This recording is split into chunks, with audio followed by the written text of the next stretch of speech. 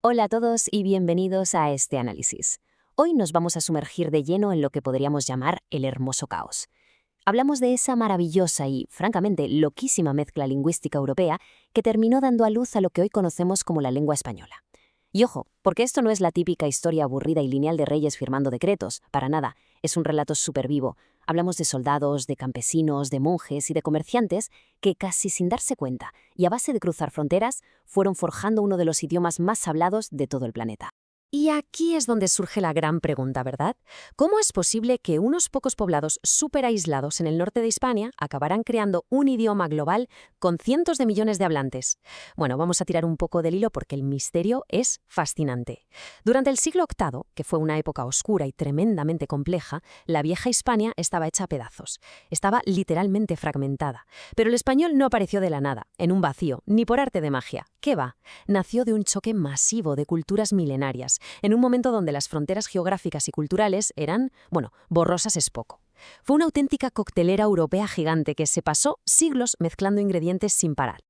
Así que, para entender todo este lío, esta es la hoja de ruta que vamos a seguir hoy. Primero, echaremos un vistazo al mapa lingüístico europeo. Segundo, veremos la salvación del latín. Tercero, nos meteremos en el caos de los romances. Y, para terminar, descubriremos la increíble historia que esconden nuestras palabras de todos los días. Arrancamos entonces con la primera parte, el mapa lingüístico europeo, las 4 grandes familias. Fijaos bien en este mapa, porque es absolutamente fascinante ver cómo era el continente alrededor del año 1000. Imaginaos una Europa con unos 38 millones de habitantes, que para la época era muchísima gente, y que estaba dominada por unos bloques lingüísticos gigantescos.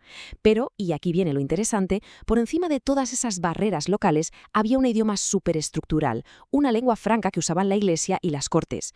Sí, exacto, el latín. Básicamente el latín era el pegamento que intentaba mantener unida a una sociedad que se estaba haciendo añicos a pasos agigantados. Y en ese mapa destacaban 4 grandes familias, que curiosamente llevaban emparentadas 3000 años por un abuelo común, el indoeuropeo. Teníamos a los celtas, instalados en gran parte del noroeste de la península ibérica y la costa atlántica, la familia itálica, que fue la que catapultó al latín a la fama mundial gracias al Imperio Romano. Luego estaba la familia germánica, allá en el norte, pero que no paraba de expandirse hacia el sur. Y finalmente la eslava en el noreste. A ver, la influencia eslava en el español ha sido prácticamente nula, la verdad. Pero las raíces celtas, las invasiones germánicas y, por supuestísimo, esa inmensa matriz itálica, esos fueron los ingredientes absolutamente clave para el brutal mestizaje de la península ibérica.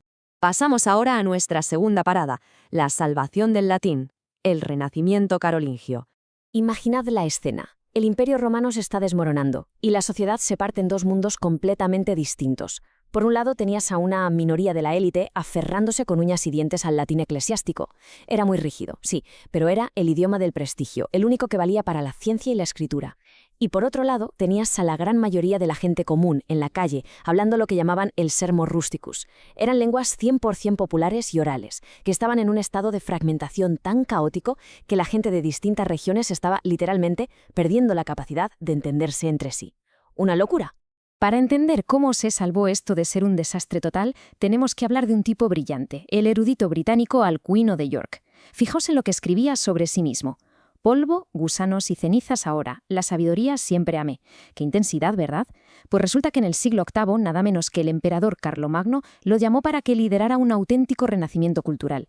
Alcuino se puso manos a la obra, creó normas, estandarizó la ortografía, de hecho nos dio algo tan básico hoy en día como la distinción entre mayúsculas y minúsculas, y frenó en seco la corrupción total del latín. Sin él, recuperar los textos clásicos europeos habría sido misión imposible. Y así llegamos a la sección 3, el caos de los romances, el nacimiento de nuevas lenguas. A ver, esta descripción es una maravilla. Viene de la famosa novela El nombre de la rosa y nos presenta a Salvadore de Monferrato. Aunque es un personaje de ficción, da en el clavo y representa una realidad histórica 100% real. Salvadore hablaba una especie de Frankenstein lingüístico. Unía trozos de latín, palabras del provenzal y retazos de otros romances locales. Y a todo el mundo le respondía con un Salvadore buone. Y ojo, que lejos de ser un bicho raro, esta forma de hablar era lo más normal del mundo en aquella época.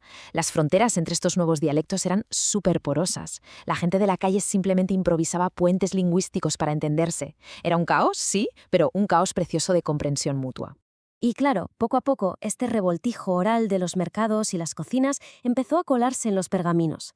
Al principio, de forma súper humilde. Imaginaos a un monje apuntando una lista de quesos, o esa famosa adivinanza veronesa allá por el año 800. Pero lo que empezó como un simple goteo se convirtió rápidamente en una cascada. En cuestión de unos siglos, esos idiomas de andar por casa pasaron de ser notitas al margen a sostener obras épicas inmensas como nuestro Cantar de Mio Cid.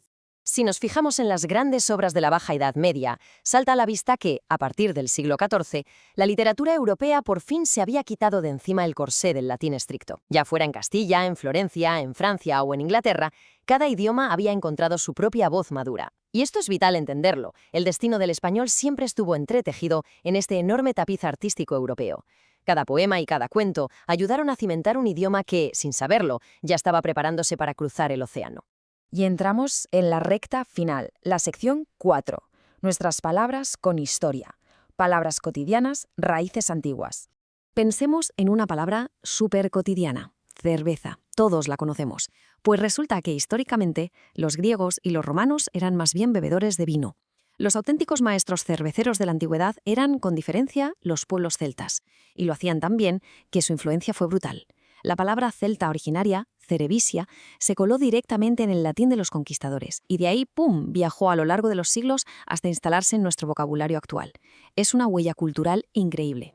Pero es que si miramos el mapa cervecero de Europa hoy en día, nos topamos con una división fascinante. Fijaos, por un lado tenemos los países que usan derivados celtas, como nosotros con cerveza o los portugueses con cerveja.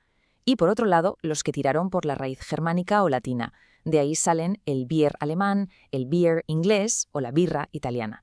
Y aquí viene la paradoja gigante. En Francia, que históricamente fue el gran territorio celta, acabó triunfando el término Bier, mientras que en España abrazamos a tope la herencia celta con cerveza, a pesar de que tardamos bastante más en aficionarnos a esta bebida en la península.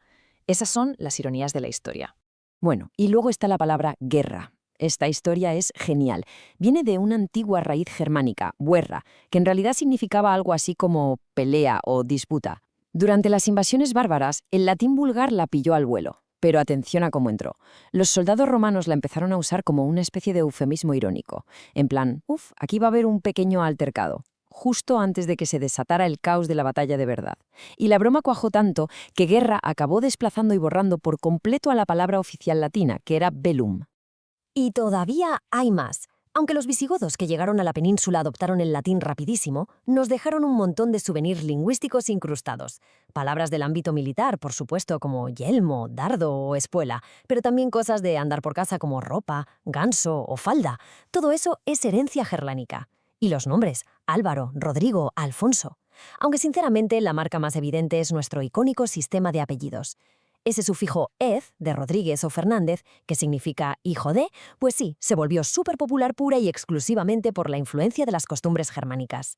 Todo este viaje nos obliga a hacernos una reflexión final. Hemos visto cómo los celtas, los visigodos, un monje reformador y miles de campesinos improvisando crearon el español. Todo a base de milenios de constante fricción, de mezclar y de adaptarse. Porque, al final del día, nada en el lenguaje es estático, todo fluye. Así que, sabiendo esto, en un mundo hiperconectado como el nuestro, donde las fronteras se desdibujan a una velocidad de vértigo, nos queda una gran pregunta en el aire. Si somos el resultado de esta incesante y caótica batidora de culturas, ¿cómo demonios sonarán los idiomas del futuro? ¿Qué palabras inventaremos hoy que llegarán a los libros de historia de mañana? Es para pensarlo, ¿verdad?